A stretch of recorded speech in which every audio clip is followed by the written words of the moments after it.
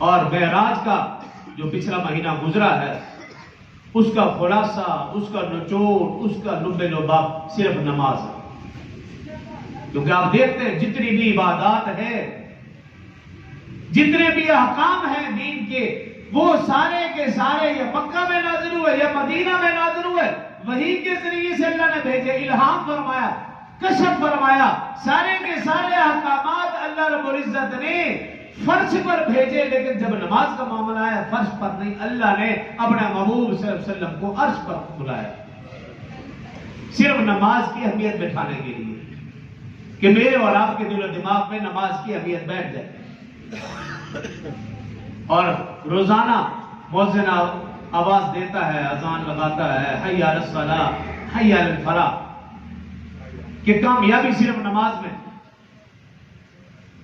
اور حی اس کا مطلب یہی ہے کہ نماز کی طرف آؤ، لیکن وہ مطلب نہیں ہے جو ہم عام طور پر سمجھتے ہیں. اگر کسی کو بلانا ہو تو اس کا مطلب یہ ہے کہ تعال بھی میری طرف آؤ، لیکن حی کا مطلب وہ بلانا ہے اگر تم نہیں آؤ گے تو تمہارا انجام بہت سخت اور برا ہوگا، اور وہ تم قیامت کے دن دیکھو گے کہ میں تمہارے ساتھ کیا حشر کروں گا. اللہ پاک کا یہ کہنا ہے، یعنی ڈانٹ کر بلانا ہے. مجھے یاد ہے عمرے پہ میں گیا تو ایک شاپ پہ میں گیا کچھ لینے، تو وہاں ایک عربی اس کا بچہ کھلونے لے رہا ہے. اب اس نے کچھ لے دیا اور کچھ نہیں لینے دے رہا ہوگا، تو اس نے عربی نے اپنے بیٹے کو بلایا، پہلے بولتا ہے تعال. تو میں دیکھ رہا تھا کہ بچے کو بلا رہا ہے، لیکن اس کا بیٹا نہیں آ رہا تھا. اس کو 2-3 دفعہ آواز دی تعال تعال، لیکن وہ نہیں آیا. پھر جب وہ غصے میں آیا وہ عربی، تو اس نے اپنے بیٹے کو بلانے کے لیے پھر یہی لفظ استعمال کیا، اسے کہا حی. جب اس نے حی کہا تو اس کا بیٹا بن برے کے بھاگا. تو اس حی کا مطلب مجھے وہاں سمجھ آیا کہ اس حی کا مطلب کیا ہے. مؤذن تو کہتا ہے حی علی الصلاۃ، ہم سے نبی اور کامیابی کی طرف نہیں، ایسا حی کا مطلب ہرگز نہیں ہے.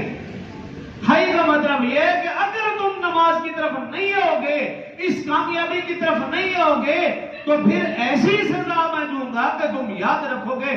جیسا کہ آپ تبلیغی بھائیوں سے سنتے رہتے کہ ایک نماز قضا کرنے کے اوپر کتنی بڑی سزا.